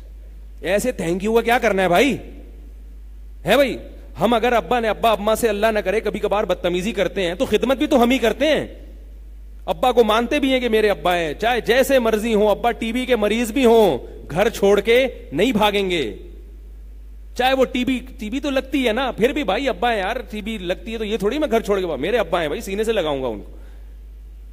بد اخلاقی بھی کر لیتے ہیں لیکن خدمت بہرحال ہم ہی کرتے ہیں. بڑھاپے میں گھر میں رکھیں گے, مرد بیوی کو کما کے کھلاتا ہے, بچوں کو کما کے کھلاتا ہے, بیماریوں کے خرچے بھی, سارے خرچے بھی, پھر اگر کبھی میٹر گھومتا ہے تو سنا بھی دیتا ہے. اس لیے میں عورتوں سے کہتا ہوں اللہ کا واسطہ اپنے میاؤں کی قدر کیا کرو. تم لوگ کو یہ والے میاں مارکیٹ میں ملیں گے نہیں کہیں, اس قسم کے دنیا میں نہیں ہے. یہ جو پاکستانی لوگ ہیں نا یہ بہت اچھے ہیں میاں, یہ کما کے کھلاتے ہیں. عرب کا بھی حساب کتاب خراب ہو گیا ہے, عربوں کا بھی بڑا سسٹم خراب ہو گیا. بر صغیر ہندوستان پاکستان کے جو مسلمان مرد ہیں یہ بڑے, ابھی تک میجورٹی, سب کی بات نہیں کر رہا, میجورٹی میں خیر غالب ہے. یہ اپنی بیویوں سے وفا کرتے ہیں, کما کے کھلاتے ہیں, ابھی تک میجورٹی کا یہ حال ہے. تو اس لیے تھوڑی بہت کبھی اونچ نیچ ہو جایا کرے تو برداشت کر لیا. زیادہ ہو رہی ہے پھر کمپلین کرواؤ آپ, ٹھیک ہے نا. زیادہ ہر وقت آ کے ناک پہ مکھی بٹھا کے رکھتا ہے, تھوڑا بہت چلتا ہے. اگر اخلاق والا مل گیا اور یہ خرچے نہیں اٹھائے تو ایسے اخلاق کا کیا کرنا ہے بھائی تم نے. تو وہ تو نہیں اٹھاتے وہ لوگ, تو وہ تو نہ بیوی کا خرچہ اٹھاتے ہیں, نہ اولاد کا اٹھانے کے لیے تیار, نہ باپ نہ ماں کا اٹھانے کے لیے تیار. تو ایسے اخلاق کا کیا کرنا ہے. ایئر ہوسٹس کے اخلاق جو ہے نا, جو مسافر لوگ ہیں ان سے تو بہت اچھے ہوتے ہیں کیونکہ تنخواہ ملتی ہے. یہی اخلاق اپنے ابا کے ساتھ بھی ہوں, یہی خدمت کا جذبہ اپنی ماں کے ساتھ بھی ہو. گھر میں ایسے رہے باپ اور ماں کے سامنے اور شوہر کے سامنے کہ جیسے بٹن دبائیں فوراً آ جائے, ہوتا ہے نا, آپ بٹن دبایا فوراً آ جاتی ہے. تو یہ تو اخلاق ہیں, اس پہ پیسے مل رہے ہیں. اخلاق وہ ہیں کہ بھئی آپ گھر میں اپنے ابا اماں اور اپنے شوہر کے ساتھ, اپنے بھائی بہنوں کے ساتھ آپ کا سلوک کیسا ہے. تو مسلمان اگر اخلاق میں ذرا کمزوری ہوتی ہے اس کی تو وہ صرف ظاہری لحاظ سے ہوتی ہے. حقیقت میں اخلاق کس کے پاس ہیں, خلق کا مقصد ہے انسانیت کی خدمت. وہ خدمت بہرحال مسلمان زیادہ کر رہا ہے. اپنے رشتہ داروں کی بھی کھلاتا ہے پلاتا ہے, ماں باپ کو بھی کھلاتا ہے, اولاد کو بھی کھلاتا ہے, بھائی بہنوں کو بھی. میں نے دیکھا ہے بہنیں طلاق کے بعد بیٹھ جاتی ہیں, بھائی کھلاتے ہیں اس کو. نہیں بھی کھلائیں تو فکر تو بھائی کرتے ہیں نا, بھائی اب یہ میری ٹینشن ہے, میری ہیڈیک ہے, میں اس کو کیسے رکھوں, اس کی نکاح کی فکر کرتے ہیں. اور صدقات اور خیرات کتنی نکالتے ہیں. ابھی قربانی میں دیکھو, سب سے مہنگا تہوار مسلمانوں کا ہے. کیا یہ سارا کھا جاتے ہیں مسلمان گوشت؟ کھلاتے زیادہ ہیں, کھاتے کم ہیں. اتنا گوشت دنیا کی سب سے نفیس ترین خوراک ہے. اتنا سستا ہو جاتا ہے نا 5 دن میں گوشت کے, غریب سے غریب آدمی بھی اتنا گوشت کھاتا ہے کہ دل بھر جاتا ہے اس کا. یہ کون کرتا ہے؟ من حیث القوم مسلمان کھلاتے ہیں یہ.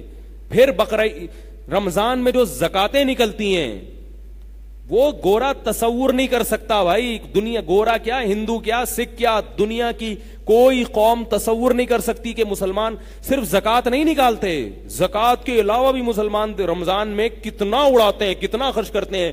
پھر صدقہ فطر نکالتے ہیں, پھر صدقہ فطر کے بعد بھی چلتا رہتا ہے, پھر اور صدقے کرتے رہتے ہیں. آج وہ اوپر سے گرا تھا اور بچ گیا, صدقہ کرو بھائی, اس کی الگ صدقے کی قسمیں. آج دھکا دیا کسی نے, مرا نہیں, صدقہ کرو, ہوتا ہے نا.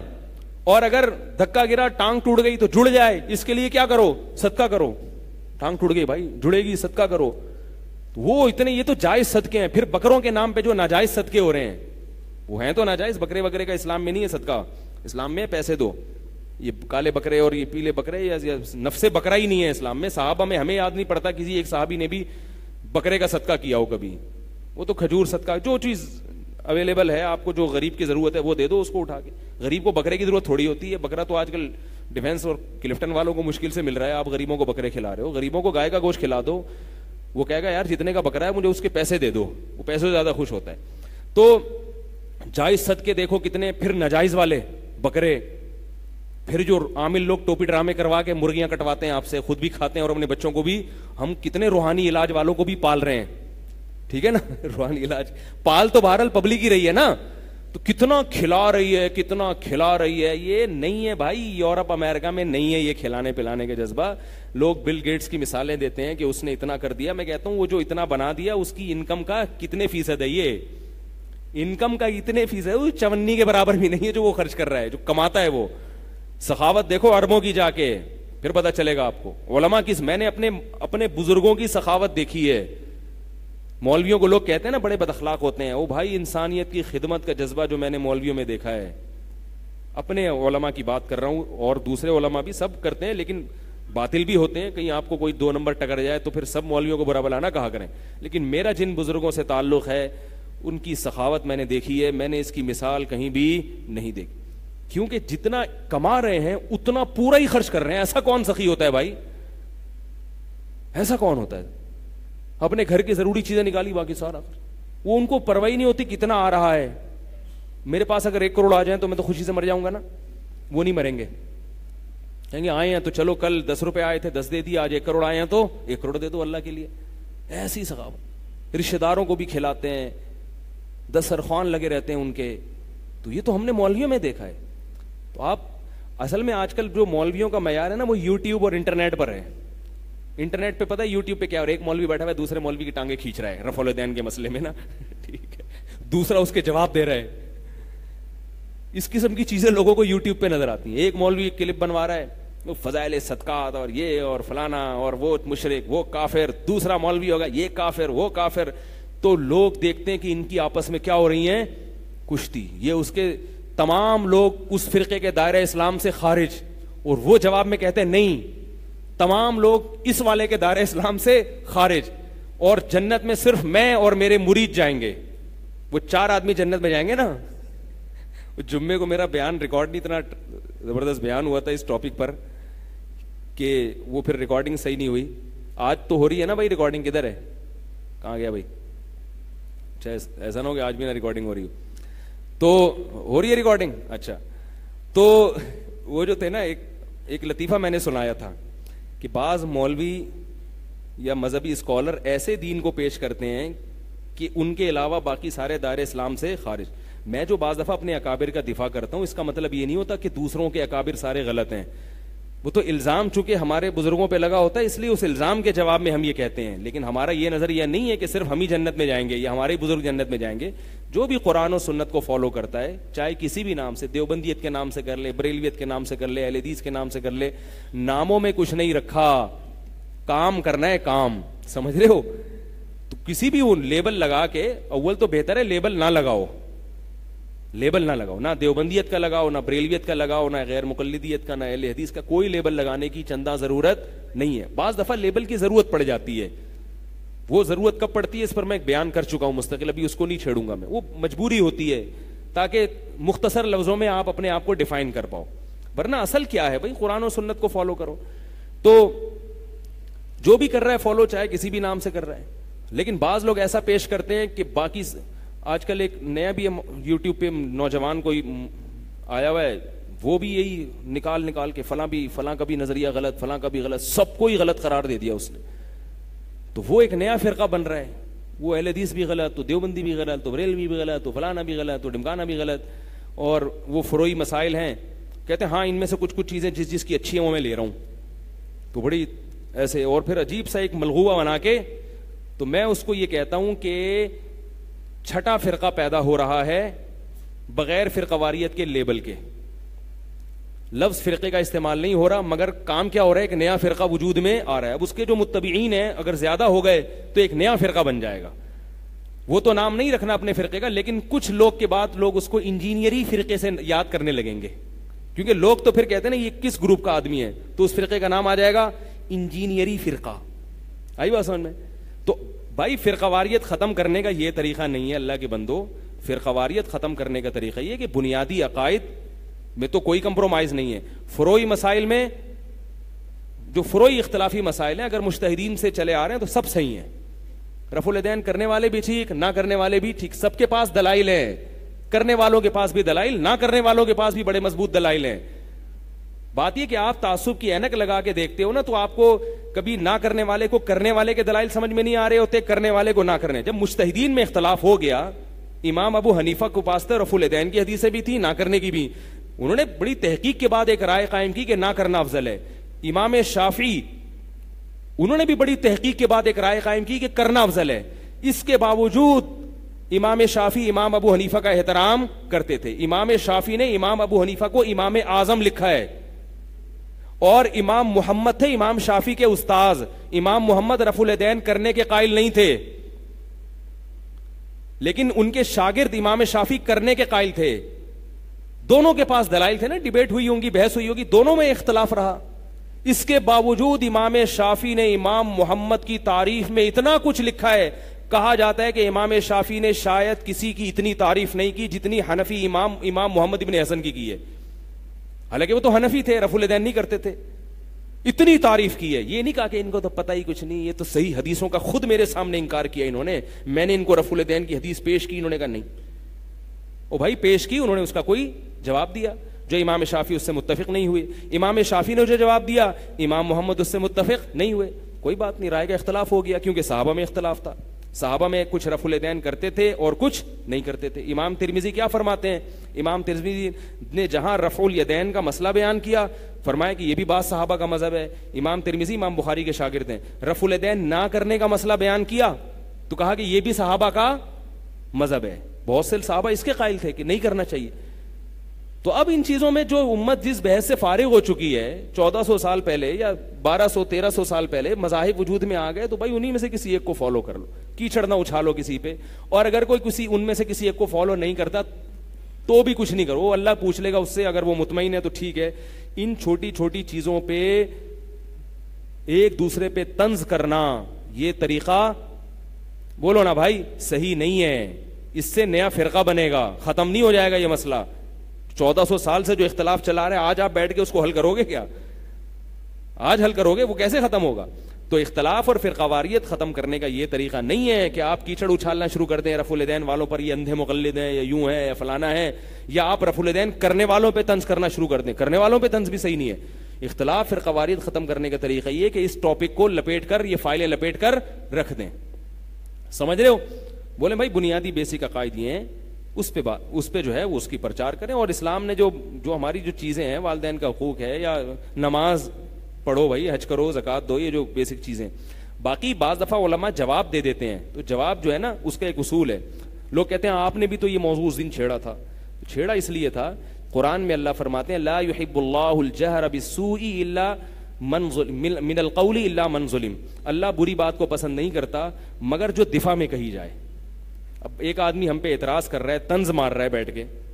میں بہت شوافے تھے ہمارے علاقے میں, وہ رفع الیدین کرتے تھے, انہوں نے کبھی ہم پہ طنز نہیں مارا کہ آپ کیوں نہیں کرتے, آپ اندھے ہو, آپ یوں ہو, فلانا اور ڈمکانا. کہتے بھائی ٹھیک ہے, یہ ہماری رائے ہے. اور علماء بھی تھے ان کے, وہ باقاعدہ دلیل سے مانتے تھے. ہمارے علماء اس کا جواب دیتے تھے, کبھی طنز نہیں مارتے تھے ایک دوسرے پر. ٹھیک ہے بھائی, یہ بھی صحیح ہے, وہ بھی صحیح ہے. کبھی ہماری ان سے اس موضوع پر بات ہی نہیں ہوئی, کبھی بات نہیں ہوئی. لیکن اگر کوئی طنز مارنا شروع کر دے گا تو پھر بہرحال انسان جواب دیتا ہے, اس کو غصہ بھی آتا ہے, جواب بھی دیتا ہے.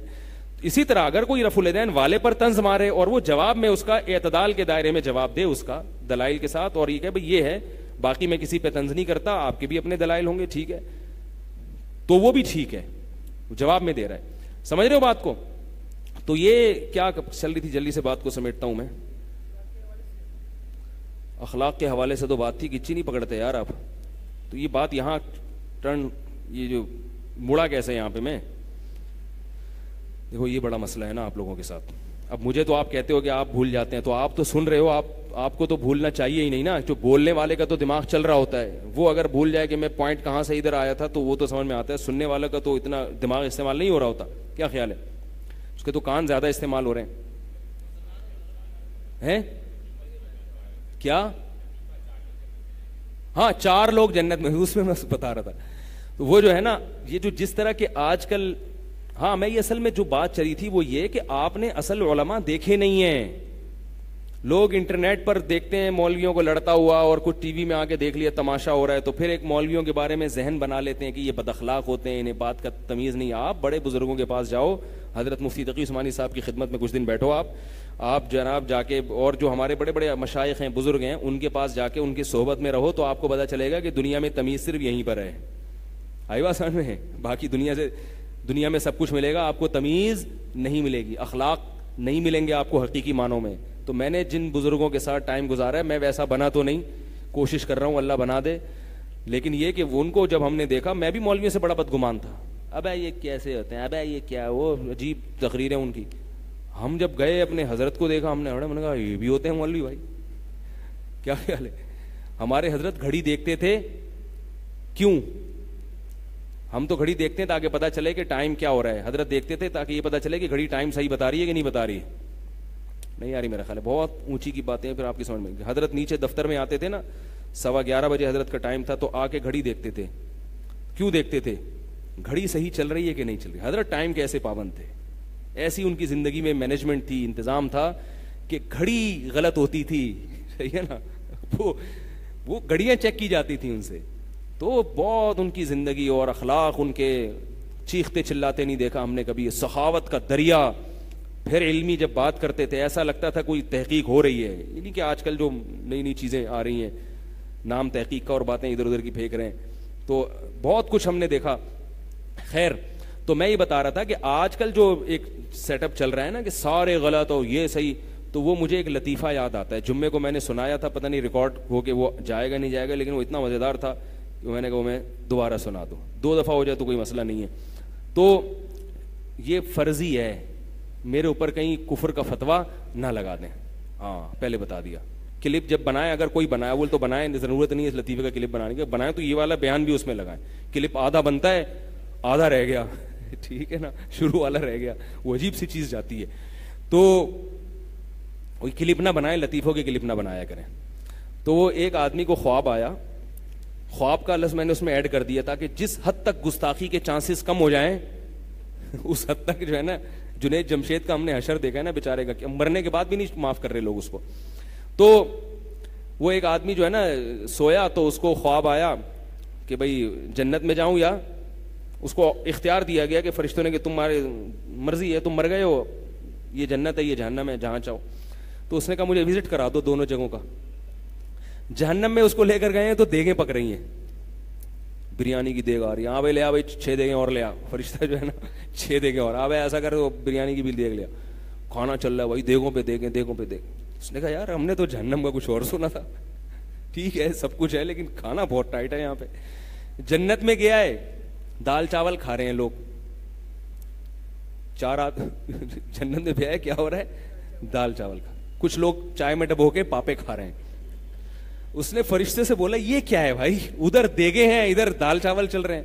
فرشتوں نے کہا اب 4 آدمیوں کے لیے دیگ پکائیں کیا بھائی, جنت میں بندے ہی کتنے ہیں, ایک انجینئر صاحب ہیں, ایک توصیف الرحمان صاحب ہیں, اور 2-4 اس طرح کے اور ہیں. آئی بات سامنے, 4 آدمی ہیں ٹوٹل جو جنت میں گئے ہیں. تو وہ جو اللہ نے وعدے کیے تھے نا, یہ ہوگا نہریں, وہ تو پبلک بھی تو ہو پبلک ہی نہیں ہے, سارے دائرے اسلام سے خارج ہیں. تو 4-6 آدمی بچے ہیں. تو ہم نے کہا کہ یہ کیا ہوں, ان کے لیے دال چاول اور پاپے, ٹھیک ہے. تو سب سے بہت سارے بزرگ ہیں, اور اگر ان کی کوئی بات آپ کو ایسی لگتی ہے جو شرک نظر آ رہی ہے تو ایک دم سے کافر مشرک نا, اس کی بات کا اچھا محمل تلاش کرو, اس کا اچھا رخ دیکھو بھائی, اچھا رخ بھی ہو سکتا ہے, اس کا یہ مطلب بھی ہو سکتا ہے, یہ مطلب بھی ہو سکتا ہے. تو دیکھو نبی صلی اللہ علیہ وسلم نے فرمایا نا کہ ایک آدمی کی اونٹنی گم گئی تھی, صحیح حدیث ہے. اس کی جب اونٹنی ملی خوشی سے پاگل ہو گیا, کیا کہہ رہے ہیں, اللہ تو میرا بندہ میں تیرا خدا. اب اگر اردو میں بیٹھا ہوا ہوتا کلپ بنا کے فوراً یوٹیوب پہ ڈال دیتا, یہ کافر ہے دائرہ اسلام, کیونکہ یہ خود میں نے سنا ہے, اللہ کی قسم. یہ کیا کہہ رہے ہیں, اللہ تو میرا بندہ اور میں تیرا خدا. او بھائی خوشی سے بیچارے نے الٹا کہہ دیا یار. جنید جمشید نے تو اس سے کم درجے کی بات کی تھی, وہ پکڑا گیا تھا. اگر کوئی خوشی میں کوئی ممبر میں مولوی اس طرح کی بیچارے کی بات نکل جائے تو ریورس نہیں ہو سکتی اب یہ. تو نبی صلی اللہ علیہ وسلم نے کیا فرمایا, اس طرح صوفیہ کرام کے کلام میں ہمیں بہت سی چیزیں ایسی مبہم ملتی ہیں جس کا وہ مطلب نہیں تھا جو لیا جا رہا ہے, وہ مطلب نہیں تھا. وہ صوفیہ کرام تو اللہ کی محبت کی دعوت دیتے تھے. ہاں ان میں جو بدعات تھیں اس کے ہم بھی منکر ہیں. تصوف میں بہت ساری خوبیاں بھی تھیں, بہت ساری خامیاں بھی تھیں. تو خامیاں نہ لو بھائی, ان سے خوبیاں لے لو. تصوف کا بنیادی مقصد ہے اللہ کی محبت پیدا ہو. اس میں جو بدعتیں آ گئیں اس کا تو ہمارے اکابر بھی انکار کرتے ہیں, ہم بھی انکار کرتے ہیں. تو وہ تو اس پہ ایک علمی اختلاف ہو سکتا ہے, لیکن سارے صوفیوں کو غلط کہنا, وہ بیچارے اللہ اللہ کر رہے ہیں بیٹھ کے اپنی خانقاہوں میں, لوگوں کو اللہ اللہ کی طرف دعوت دے رہے ہیں, یہی تو کام ہے بزرگوں کے کرنے کا. اس پہ ان کو ساری خانقاہوں کو غلط, سارے صوفیہ غلط. تو صوفیہ کرام نے جو بعض چیزیں ایسی لکھی ہیں, بعض صوفیہ اللہ کی محبت میں پاگل ہوئے ہیں. پاگل ہونے کے بعد وہ ایسی باتیں کرتے تھے کہ وہ اس کا وہ نارمل حالت کی باتیں نہیں ہیں. اسی طرح یہ جو عقیدہ وحدت الوجود ہے نا, یہ کوئی عقائد کی کتابوں میں نہیں لکھا ہوا. ہماری جو مدارس میں جو جیسے عقیدہ طحاویہ پڑھائی جاتی ہے, میں نے عقیدہ طحاویہ پڑھی ہے, بہت ساری جگہوں پہ عقیدہ طحاویہ. اصل ہمارے عقائد کی کتاب جو ہے نا وہ عقیدہ طحاویہ ہے, یاد رکھو. جو ہمارے بزرگوں نے جس کو تجویز کیا ہے, حضرت مولانا اشرف علی تھانوی رحمہ اللہ نے لکھا ہے کہ ہمارے عقائد کی اصل کتاب کون سی ہے, عقیدہ طحاویہ. اس پہ سب کا اتفاق ہے, دیوبندی بھی مانتے ہیں, بریلوی بھی مانتے ہیں, اہل حدیث بھی مانتے ہیں. تو جب سب اس کو مانتے ہیں تو بس گل ختم ہو گئی نا, گل مک گئی, سب آ جاؤ, سب آگے. اس باقی جو نیچے تشریحات ہیں وہ پھر ڈیپ, بہت زیادہ گہرائی میں جب آپ جائیں گے تو اختلافات آئیں گے, تو اس گہرائی میں جانے کی ضرورت ہی نہیں ہے, اس میں پھر گڑبڑ شروع ہو جاتی ہے. تو یہ جو عقیدہ وحدت الوجود ہے, اس کا یہ مطلب نہیں ہے جو لیا جاتا ہے کہ اللہ کے علاوہ سب کوئی ہے ہی نہیں. ایسا یہ صوفیہ سے جب آپ پوچھیں گے وہ کہیں گے بھائی ہمارا مطلب یہ نہیں ہے. صحیح مطلب کیا ہے, ابھی وقت ختم ہو گیا, وہ پھر کسی اور وقت میں بتاؤں گا. تو جو ان کا یہ مطلب ہی نہیں ہے کہ اللہ نے سب میں حلول کیا ہوا ہے اور اللہ کے علاوہ دنیا میں کچھ ہے ہی نہیں, یہ مطلب نہیں ہے. یہ ایک ٹرم ہے, ایک اصطلاح ہے کہ جب انسان اللہ کی محبت میں پاگل ہو جاتا ہے تو اس کو ہر چیز میں اللہ کا جلوہ نظر آتا ہے. اس کو انہوں نے وحدت الوجود کے نام سے ڈیفائن کر دیا. بالکل یہ ایسے ہے جیسے ایک شاعر کا شعر ہے, گلستان میں جا کے ہر ایک گل کو دیکھا, تیری ہی سی رنگت تیری ہی سی بو ہے. اصل میں شعر یہ تھا, گلستان میں جا کے ہر ایک گل کو دیکھا, نہ تیری سی رنگت نہ تیری سی بو ہے. یعنی شاعر اپنی محبوبہ کی تعریف کر رہا ہے کہ میں جب گلستان یعنی باغ میں, گارڈن میں جاتا ہوں نا, سمجھ میں نہیں آتا نا گلستان اردو لوگ, جا کے وہاں میں فلاورز کو دیکھتا ہوں تو مجھے کوئی پھول بھی تیرے جیسا خوبصورت اور تیری جیسے رنگ اور خوشبو اس میں نظر نہیں آتی. اصل شعر یوں تھا, گلستان میں جا کے ہر ایک گل کو دیکھا, نہ تیری سی رنگت نہ تیری سی بو ہے. تو حکیم الامہ فرماتے تھے کہ جس شاعر نے یہ کلام کہا وہ عارف نہیں ہے. اصل شعر یوں ہونا چاہیے, جو اللہ سے محبت کرتے ہیں نا وہ یوں پڑھتے ہیں, گلستان میں جا کے ہر ایک گل کو دیکھا, تیری ہی سی رنگت تیری ہی سی بو ہے. اے اللہ جب بھی کسی پھول کو دیکھتا ہوں تو مجھے اس میں تو نظر آتا ہے, تیری خوشبو نظر آتی ہے. اب آپ کہیں ہاں اس کو اللہ تو عرش پر ہے, اس کو پھول کے اندر نظر آ رہا ہے, یہ دار اسلام سے خارج ہے. پھر کلپ بنا دیا آپ. او بھائی اس کا ایک مطلب ہے یار, وہ پھول کو دیکھ کے اللہ کے وجود کا استدلال, وہ کہہ رہے اللہ تو مسجد میں مجھے اتنا سمجھ میں نہیں آتا, باغ میں زیادہ سمجھ میں آ رہا ہے. تو اس کو ڈیفائن کرنے کے لیے ایک عقیدہ ہے جو بڑا پیچیدہ ہے, اس لیے ہمارے علماء اس کو عوام میں نہیں بیان کرتے, اور نہ مدارس میں یہ پڑھایا جاتا ہے, وہ کتابوں کی حد تک ہے. کبھی آپ نے سنا کہ میں نے آپ کو کہا عقیدہ وحدت الوجود رکھا کرو؟ جب ایک چیز نہیں ہے, کتابوں کی زینت ہے, تو چھوڑ دو اس پہ کلپ بنا کے لوگوں کو, سب کو گمراہ کافر مشرک. سب کا یہ عقیدہ ہے کہ اللہ عرش پر ہے, سب اسی کو مانتے ہیں. کما ہوا لائق بشانہ, جیسے کہ اس کی شان ہے, ہر جگہ موجود ہے علم اور قدرت کے اعتبار سے.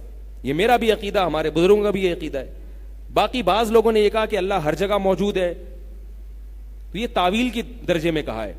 تو اس کو ہماری رائے یہ کہ یہ اتنا اچھا عقیدہ نہیں ہے. یہ نہیں کہ جو یہ عقیدہ رکھے وہ کافر ہے, مشرک ہے, گمراہ ہے, یہ نہیں.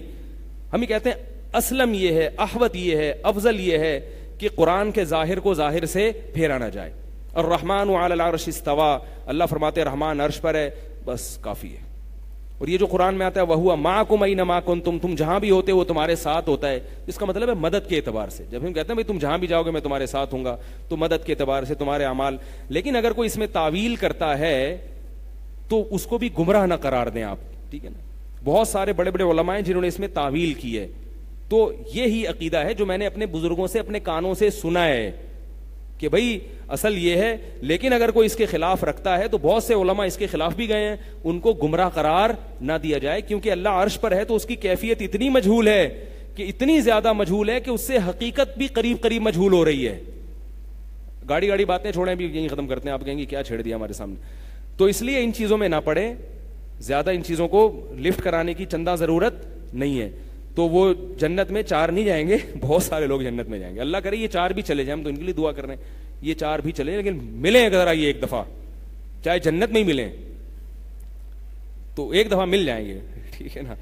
جائیں ضرور, اللہ کرے جنت میں جائیں, لیکن ایک دفعہ ملاقات وہاں پہ لازمی کر لیں. تو 2-4 باتیں پوچھیں گے ہم ضرور کہ آپ آئے کیسے, اور اب آپ کو کیسا لگ رہا ہے کہ ہمیں یہاں دیکھ کے. آپ کا تو خیال یہ تھا کہ ہم لوگ یہاں نہیں ہوں گے, بھئی یہ تو ہم ضرور پوچھیں گے نا یار. آپ کا تو خیال یہ تھا کہ ہم لوگ یہاں پہ نہیں ہوں گے, تو آپ کو کیسا فیل ہو رہا ہے ہمیں یہاں دیکھ کے, کیا خیال ہے؟ یہ تو سوال ہم پوچھ سکتے ہیں نا کہ آپ کو کیسا فیل ہو رہا ہے ہمارے علماء کو, بزرگوں کو یہاں دیکھ کے. تو اللہ ہم سب کو جنت میں لے کے جائے. اور اصل بات بس یہی تھی جو آپ کو بتائی, جو خلاصہ کیا ہے کہ اللہ نے موت اور زندگی کو پیدا کیا اپنے وجود کو ثابت کرنے کے لیے, سمجھ میں آ جاؤں کہ میں ہوں, ورنہ یہ خود سے پیدا نہیں ہو سکتی. سبحانک اللہم و بحمدک نشہد ان لا الہ الا انت نستغفرک و نتوب الیک.